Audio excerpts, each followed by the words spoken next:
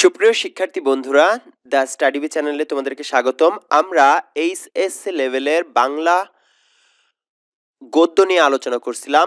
এই পর্যায়টাতে এর একটি গল্প মহাজাগতিক কিউরেটর, এটা নিয়ে আলোচনা করব।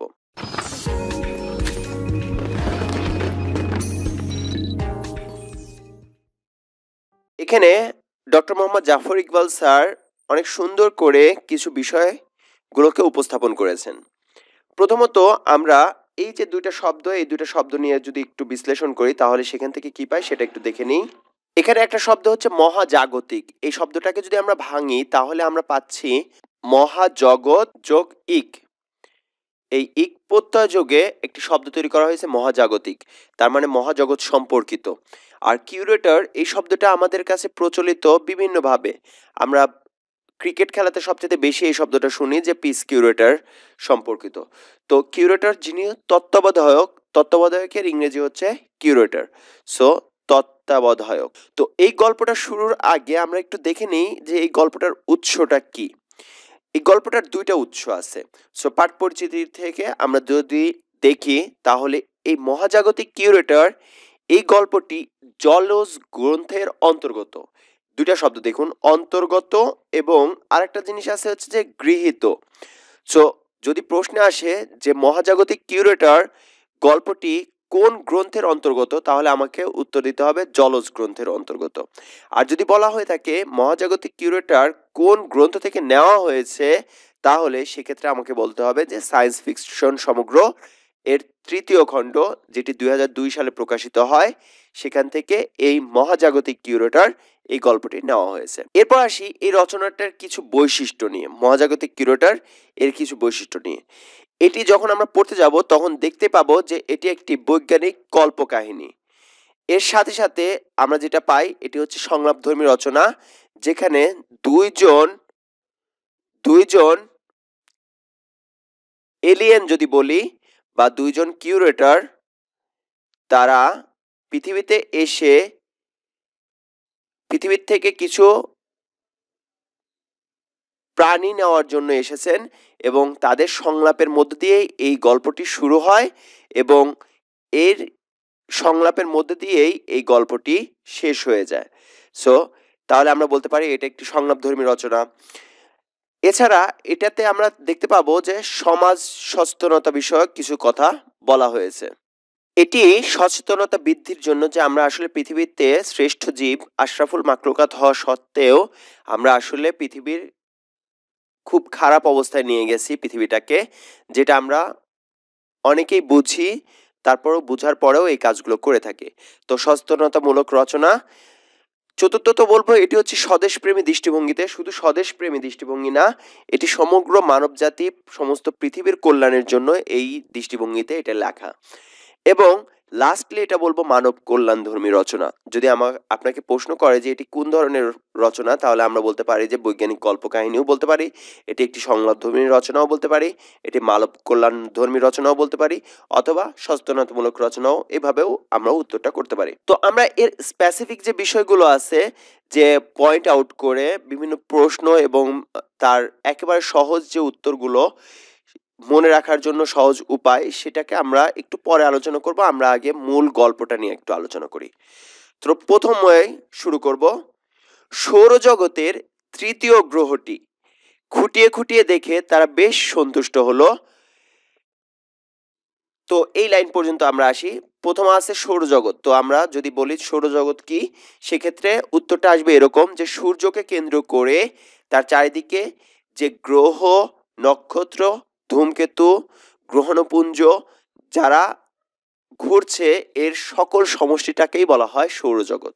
তো এই সৌরজগতের তৃতীয় গ্রহ, সো আমরা যদি সূর্য থেকে শুরু করে তৃতীয় গ্রহটাতে আসি, তার মানে অবশ্যই আমরা পাবো তৃতীয় গ্রহ হচ্ছে পৃথিবী। সো খুঁটিয়ে খুঁটিয়ে দেখে তারা বেশ সন্তুষ্ট হলো। কারা? দুইজন কিউরেটর। প্রথম প্রাণীটি বলল এখানে প্রাণের বিকাশ হয়েছে। প্রাণের বিকাশ অর্থাৎ আমরা যেমন মঙ্গল গ্রহ বা অন্যান্য গ্রহে যখন পাঠাই, তার মানে সেখানে খোঁজার চেষ্টা করি যে সেখানে আসলে প্রাণ আছে কিনা।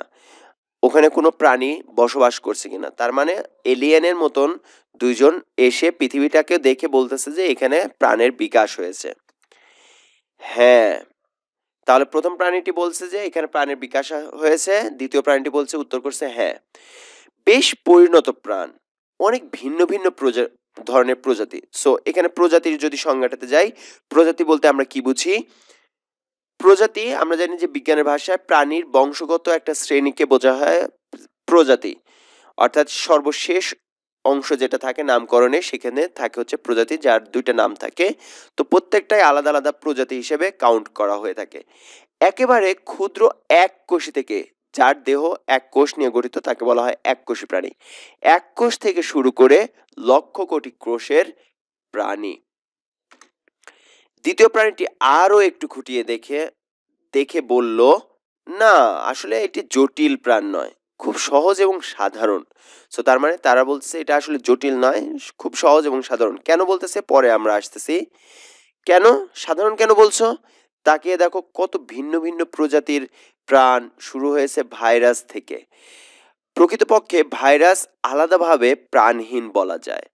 অন্য কোনো প্রাণীর সংস্পর্শে এলেই তার মাঝে জীবনের লক্ষণ দেখা যায়। আমরা ভাইরাসের বৈশিষ্ট্য অনুযায়ী জানি যে এরা জড়োর কাছে গেলে জড়োর মতো আচরণ করে, আবার জীবের কাছে গেলে জীবের মতো আচরণ করে।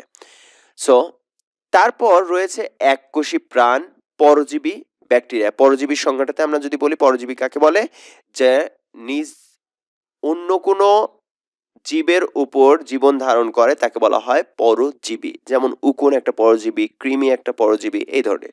সো পরজীবী ব্যাকটেরিয়া। তারপর আছে গাছপালা, এক জায়গায় স্থির। তার মানে গাছপালার বৈশিষ্ট্যটা বলছে যে গাছপালা এক জায়গায় স্থির থাকে। সালোক সংশ্লেষণ, এটা হবে সালোক সংশ্লেষণ। সালোক সংশ্লেষণ দিয়ে নিজের খাবার নিজেই তৈরি করে নিচ্ছে। পদ্ধতিটা বেশ চমৎকার। গাছপালা ছাড়াও আছে কীটপতঙ্গ। তাকিয়ে দেখো কত রকম কীটপতঙ্গ। পানিতেও নানা রকমের প্রাণী আছে, তাদের বেঁচে থাকার পদ্ধতিটা ভিন্ন। ডাঙাতেও নানা ধরনের প্রাণী।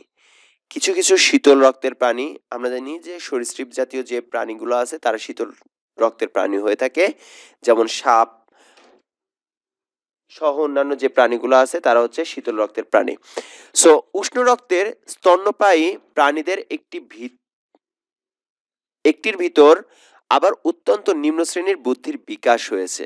কোথাও কোথাও প্রকৃতিকে নিয়ন্ত্রণ করার চেষ্টা করছে। এখানে একটা জিনিস, যে স্তন্যপায়ী যারা দুগ্ধ পান করে তাদেরকে বলা হয় স্তন্যপায়ী।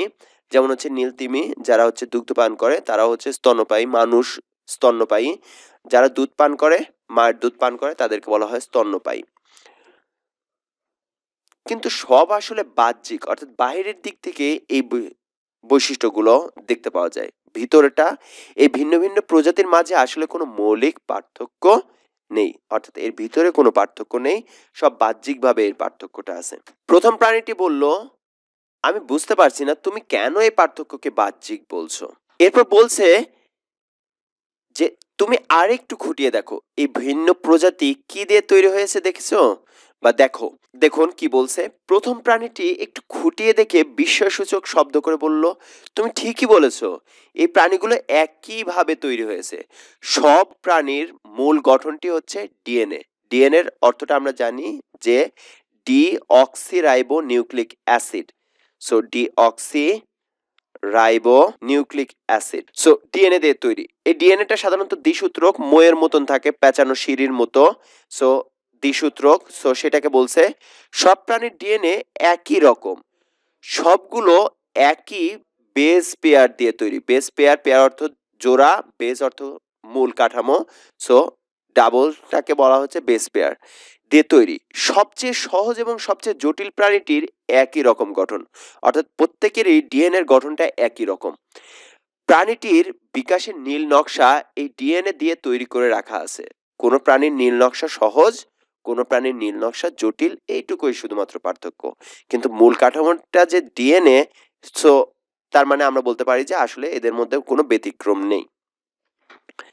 হ্যাঁ, দ্বিতীয় প্রাণীটি বলল, আমরা বিশ্ব ব্রহ্মাণ্ডে সব গ্রহ নক্ষত্র ঘুরে সর্বশ্রেষ্ঠ প্রাণীগুলো সংগ্রহ করে নিয়ে যাচ্ছি, কাজটি সহজ নয়।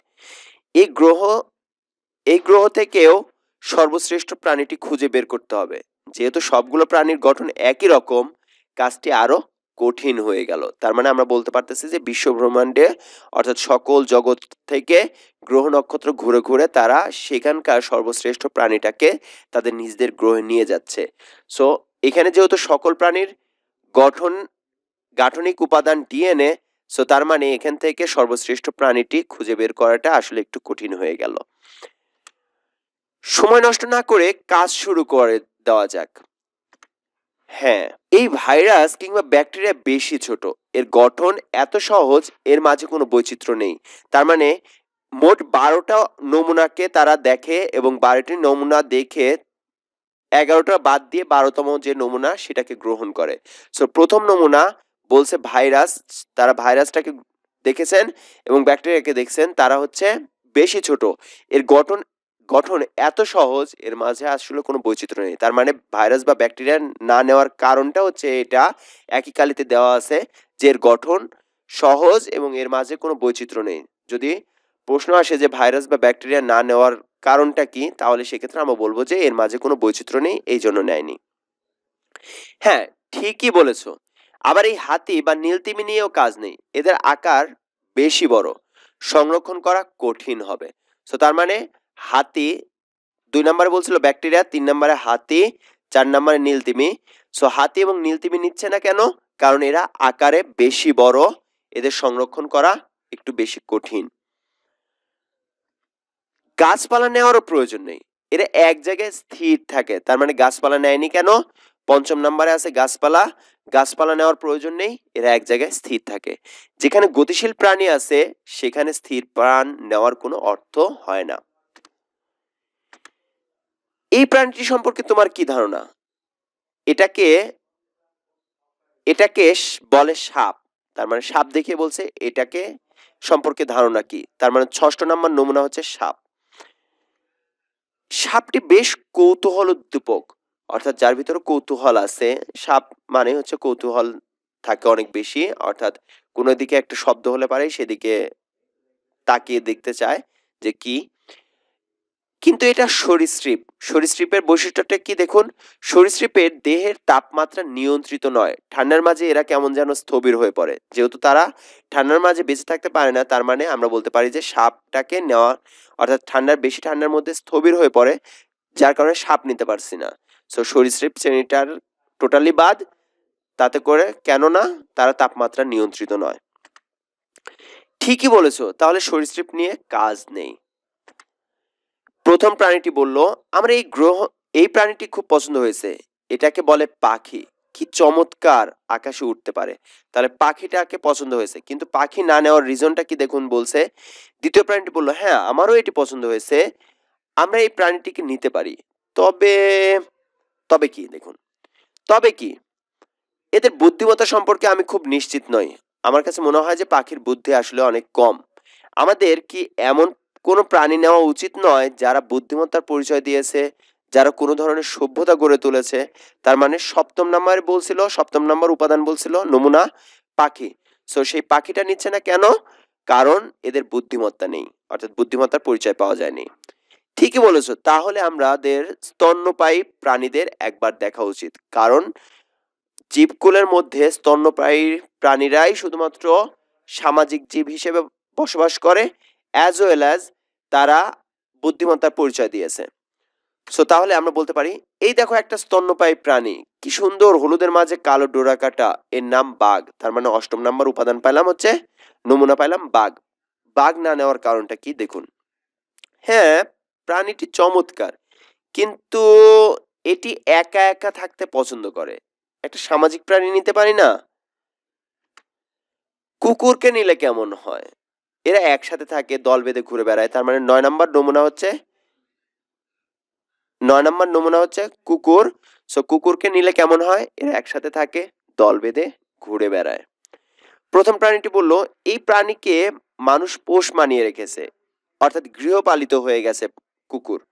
প্রাণী নিজেদের স্বকীয়তা, নিজস্ব বৈশিষ্ট্য, স্বকীয়তা বলতে নিজস্ব বৈশিষ্ট্যটা হারিয়ে ফেলেছে। তার মানে কুকুর নিল না, কারণ কুকুর নিজের স্বকীয়তা হারিয়ে ফেলেছে। ঠিকই বলেছো, গৃহপালিত প্রাণীগুলোর মাঝে স্বকীয়তা লোপ পেয়ে যাচ্ছে। একটা খাঁটি প্রাণী নেওয়া প্রয়োজন। সো হরিণ নিলে কেমন হয়? সো এটা হচ্ছে 10ম নাম্বার প্রাণী, হরিণের কথা বলছে যে হরিণ নিলে কেমন হয়। তৃণভোজী প্রাণী, এর অর্থ জানো? তৃণভোজী অর্থটা কি? এদের দীর্ঘ সময় খেতে হয়। দেখবেন যে ছাগল বা গরু দীর্ঘ সময় ধরে খেতে থাকে। এরা বেশিরভাগ সময় লতাপাতা বা বিভিন্ন ধরনের ঘাস খেয়ে সময় কাটায়। তার মানে এরা কাজের চাইতে বেশি সময় খায়। সো তার মানে বেশিরভাগ সময় এটা ঘাস লতাপাতা খেয়ে কাটায়। তার মানে হরিণ নিচ্ছে না বা তৃণভোজী প্রাণী নিচ্ছে না, কারণ দীর্ঘ সময় এদের খেতে হয়। ঠিকই বলেছো, আমরা দেখছি কোনো প্রাণী পছন্দ করতে পারছি না। আমার একটা জিনিস মনে হচ্ছে, কি এই গ্রহে যে প্রাণীটি সবচেয়ে বেশি আলোড়ন সৃষ্টি করেছে সেই প্রাণী নিলে কেমন হয়? কোন প্রাণীর কথা বলছো? তার মানে আলাদাভাবে বলছে কোন প্রাণীর কথা বলছো? মানুষ। তো প্রশ্নবোধক ভাবে বলছে মানুষ। হ্যাঁ, দেখো এদের একটা সামাজিক ব্যবস্থা আছে, তাহলে মানুষ নেওয়ার। সো 11 নাম্বার পয়েন্টে আছে, 11 নাম্বার নমুনা হচ্ছে মানুষ। মানুষ নেওয়ার পক্ষে যুক্তি কি? এরা সামাজিক ব্যবস্থা আছে, সমাজবদ্ধভাবে বসবাস করে। এদের কেউ শ্রমিক, কেউ সৈনিক, কেউ বুদ্ধিজীবী। তার মানে 4টা বৈশিষ্ট্যের কথা বললো, যে সামাজিক ব্যবস্থা আছে, শ্রমিক, সৈনিক এবং বুদ্ধিজীবী, 4টা পজিটিভ সাইড। ঠিকই বলেছো। এই দেখো এরা শহর বন্দর নগর তৈরি করেছে। তার মানে 5ম নাম্বার মানুষের জন্য পজিটিভ সাইড হচ্ছে এরা শহর নগর বন্দর করেছে। তারপর মানে হচ্ছে নগরায়ন করেছে। কত বিশাল বিশাল নগর তৈরি করেছে। শুধু তাই না, দেখো এরা চাষাবাদ করছে, পশুপালন করছে। তার মানে 6ষ্ঠ নাম্বার বলছে চাষাবাদ করে, 7ম নাম্বার পশুপালন করছে। যখন কোনো সমস্যা হয় তখন এরা দলবদ্ধভাবে সেটা সমাধান করার চেষ্টা করে। তার মানে ঐক্যবদ্ধতা, সেটা হচ্ছে 8ম নাম্বার পয়েন্ট। নিজেদের সভ্যতা গড়ে তোলার জন্য এদের কত আত্মত্যাগ রয়েছে দেখেছো? তার মানে 9ম নাম্বার পয়েন্টে হচ্ছে এরা সভ্যতা গড়ে তোলে। কিন্তু আমার একটা জিনিস মনে হচ্ছে, কি মনে হচ্ছে দেখুন, কি তুমি কি সত্যিই বিশ্বাস করো মানুষ এই গ্রহের শ্রেষ্ঠ প্রাণী? দেখুন কেন, তুমি কেন এটা জিজ্ঞাসা করছো? এই পৃথিবীর দিকে তাকাও, দেখেছো বাতাসে কত দূষিত পদার্থ, কত তেজস্ক্রিয় পদার্থ, বাতাসের ওজোন স্তর কেমন করে শেষ হয়ে যাচ্ছে দেখেছো? গাছ কেটে কত বিস্তীর্ণ এলাকা ধ্বংস করেছে দেখেছো? তার মানে নেগেটিভ সাইডগুলোর মধ্যে 1 নাম্বার হচ্ছে দূষিত পদার্থ বাতাসে, সেটার মূল কারণ মানুষ। তেজস্ক্রিয় পদার্থ, সেটা কারণ হচ্ছে মানুষ। ওজোন স্তরে ক্ষতি সাধন করছে, এটার কারণ হচ্ছে মানুষ। গাছ কাটছে, এটার কারণও হচ্ছে মানুষ। তার মানে 4টা এখানে নেগেটিভ সাইড পাওয়া গেছে। এর সবই কি মানুষ করেছে? হ্যাঁ।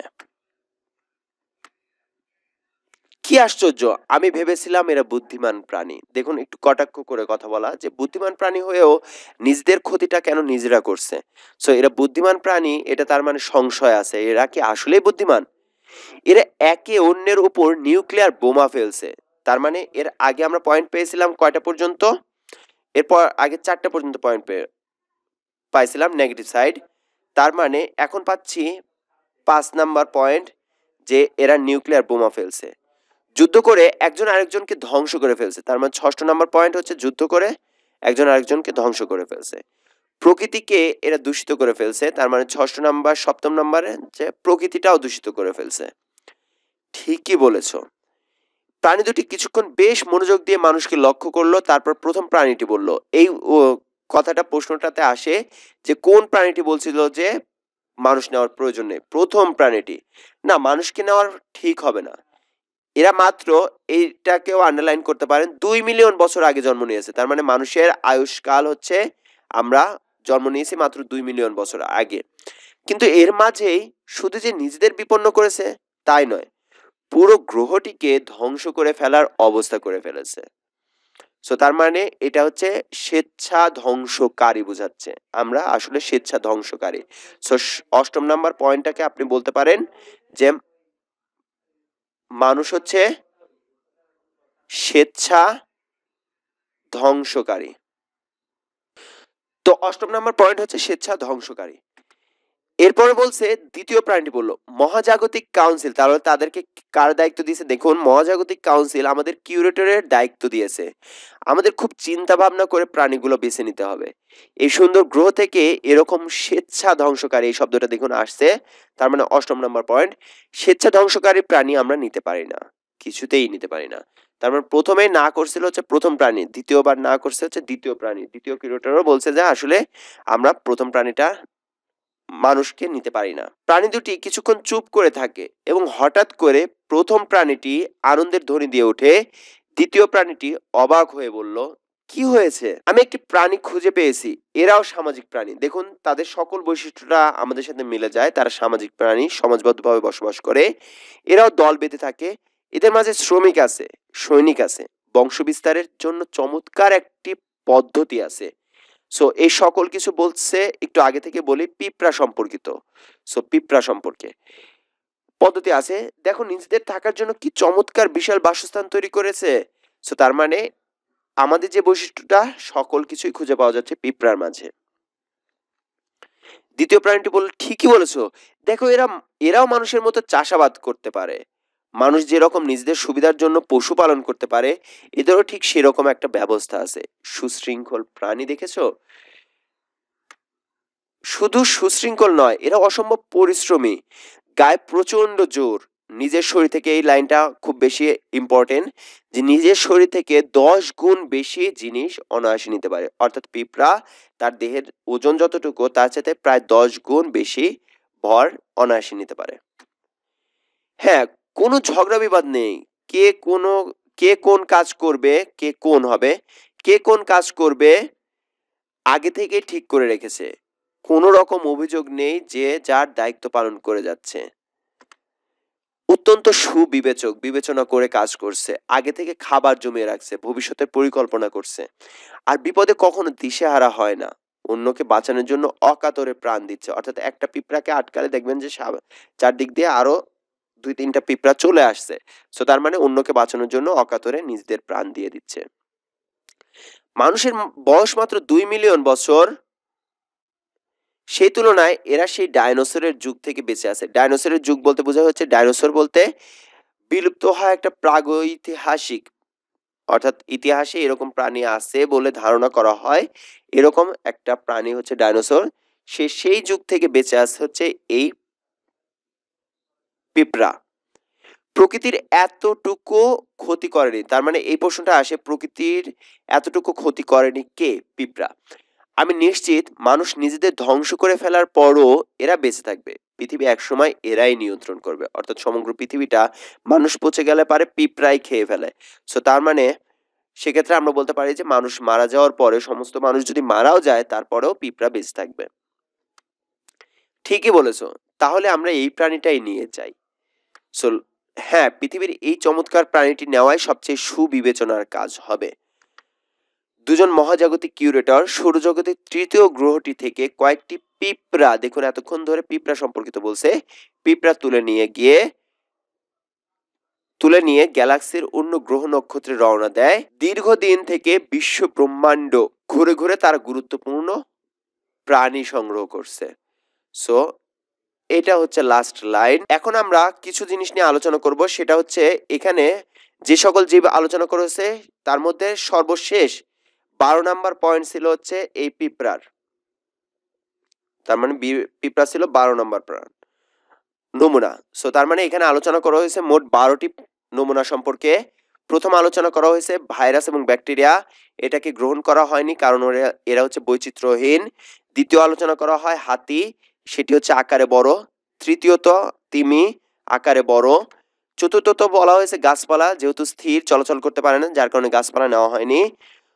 তারপরে সাপ সম্পর্কে আলোচনা করা হয়েছে, সেখানে তাপমাত্রা সহ্য করতে পারে না যার কারণে সরীসৃপ শ্রেণীর থেকে কাউকে নেওয়া হয়নি। পাখি, এটা হচ্ছে বুদ্ধিহীন, বুদ্ধিমত্তার কোনো পরিচয় পাওয়া যায় না যার কারণে পাখিকে নেওয়া হয়নি।